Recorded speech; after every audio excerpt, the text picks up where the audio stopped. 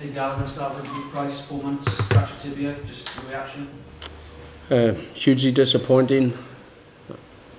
I suppose in situations like that you think the absolute worst, and then you hope for the best as well. So that it's somewhere in between. It could have been a lot worse, obviously. As I said, post-game, he's a fine young man.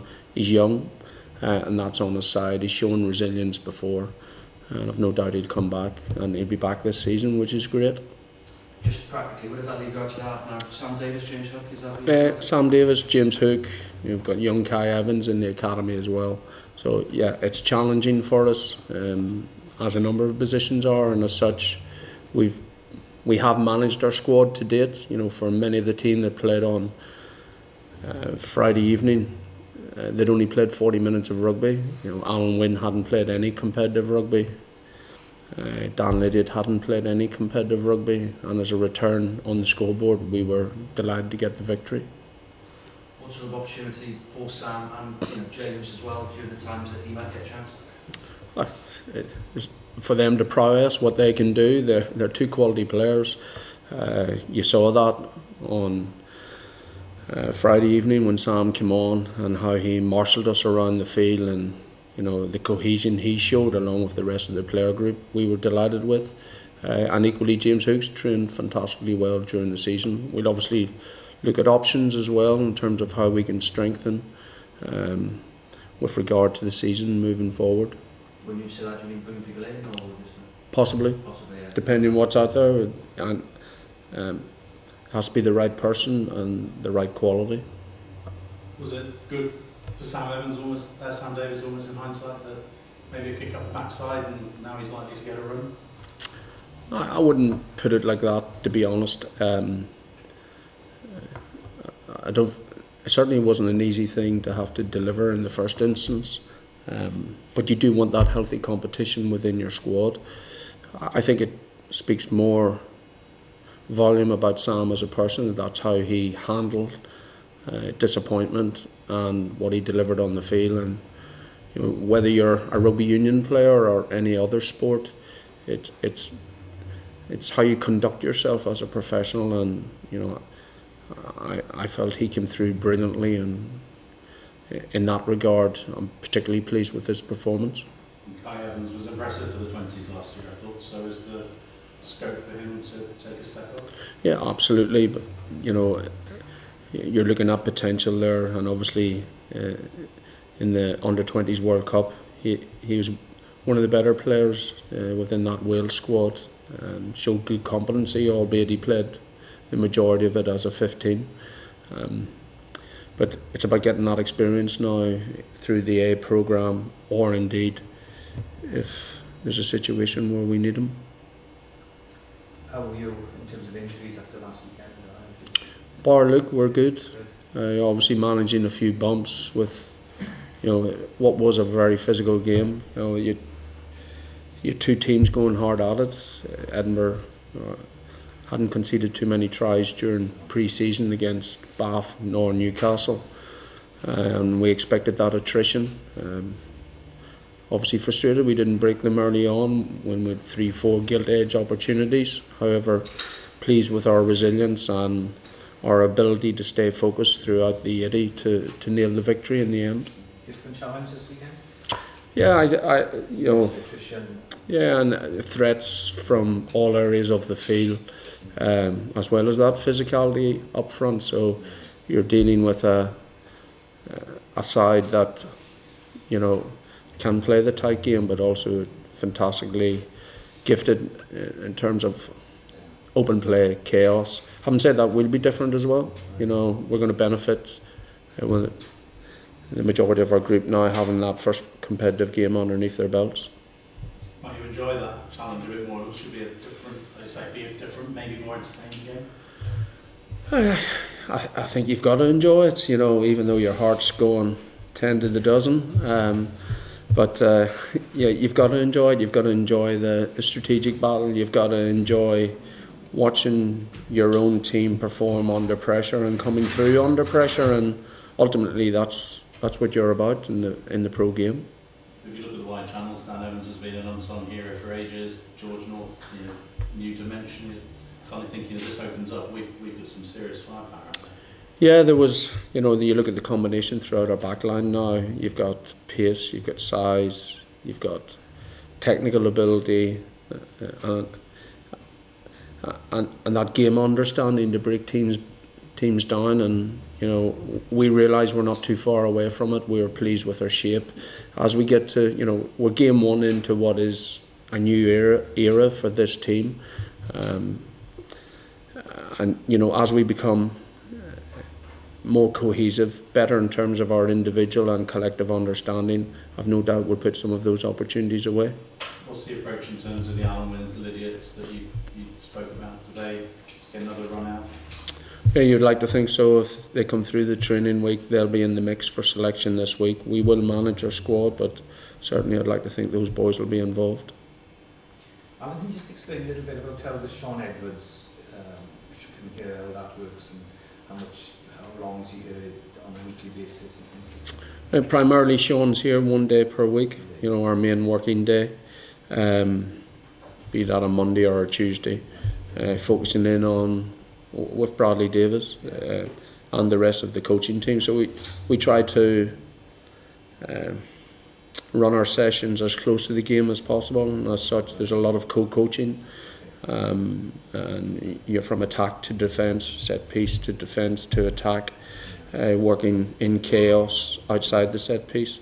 So there's a lot of co-coaching going on, and that's reflected on our minutes on the field, but also our intensity on the field.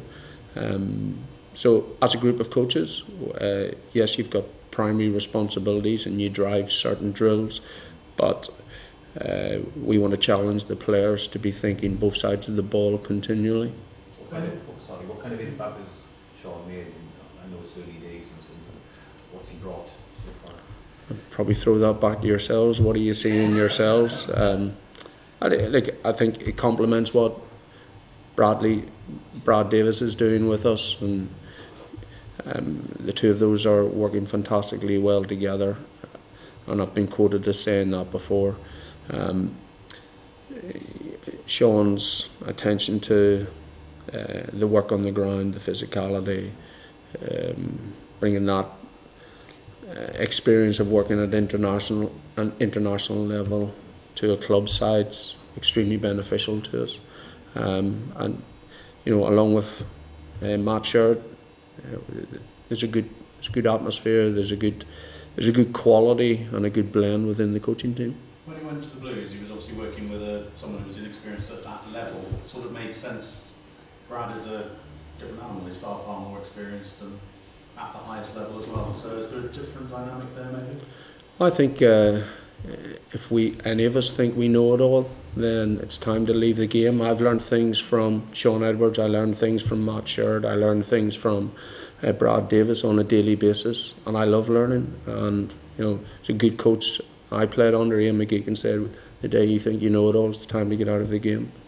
Looking at the back play, almost going back a couple of seasons with the Scarlets before they went on their run, and you saw patterns in the back play that wasn't working, and then obviously it came through and they won the league that year. You could see something different behind the scrum from your team last week. How long does that take to bed in, and are you optimistic that going forward that's going to be quite exciting? I'm definitely optimistic. Obviously there's an anticipation for it to happen as soon as possible, but even when we played Northampton pre-season game, it wasn't particularly good conditions, but I liked our shape. I liked the fact that we had good width. I like the simplicity of what the outcome looks like, and that's for ourselves.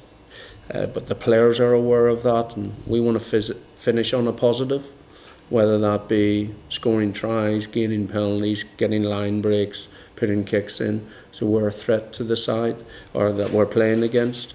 And you got to credit Matt Sherrod a lot for that, how he's come in, the energy, his way with the players, and how they have embraced the simplicity but also the effectiveness of what we're doing. It's not there yet, it's a little bit clunky, but you get that when you're learning something new, because certain players will pick it up very quickly and others will take a few more repetitions or a few more games for that to become smooth. Last one for me, looking at the centre partnership in particular, are you looking there at something? Well, Owen Watkins could get a run of games, and he's looking fit, and Scott Williams, obviously his experience and presumably being a starter every week is going to have a big impact on most weeks. Yeah, there are two senior centres. You want to try and build some combinations. You know, it's a young team in terms of coming together.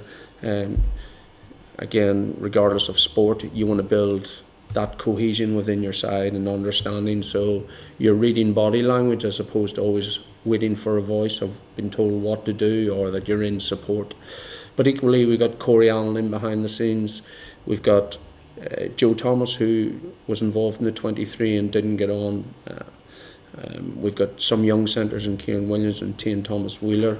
We want that experience that Scott Williams brings as a 50 cap international to manifest itself in Owen Watkins, but equally in the likes of Kieran Williams, because hopefully Scott and O's will be away with Wales, and we want to ensure that there are a number of players from the Ospreys competing for Welsh caps, Welsh starting places. So there's a requirement for us to build the so-called next player in line, and you know, Scott, as I've said already, along with Alan, along with George North, have been absolutely fantastic in terms of the standards they set as individuals, but also in the time that they spend with players who haven't that experience or had those international honours, and passing on information to them. Warren Gatland said in the past that George could be very good at 13 in midfield. Is that an experiment that you might try down the line at some point? Yeah, like obviously you can put a 13 jersey on him and say he's a 13, and coaches will do that. We look at our blend, and like he's tremendously gifted athlete, rugby player. I said post game, for me, yeah, he scored 2 really good tries, wonderful tries, but it was the complete package. But if you look at how he played in the game, he didn't stand on his wing. You know, he played off 9, he played off 10. He came back against the grain of 13. So you don't necessarily have to be named as a 13. You can move your assets around the field, your best ball carriers, your best strike players, depending on the opposition that you're playing against. There were a couple of moments in the game where it went a bit scrappy, and suddenly George got the ball, he burst forward, and then he was on the front foot again. When you've got a player like that who can sort of almost change a game when it's on his own, how much of a boost does that give to the rest of the players, knowing that they've got this sort of weapon in their team that's a bit better than the ordinary player?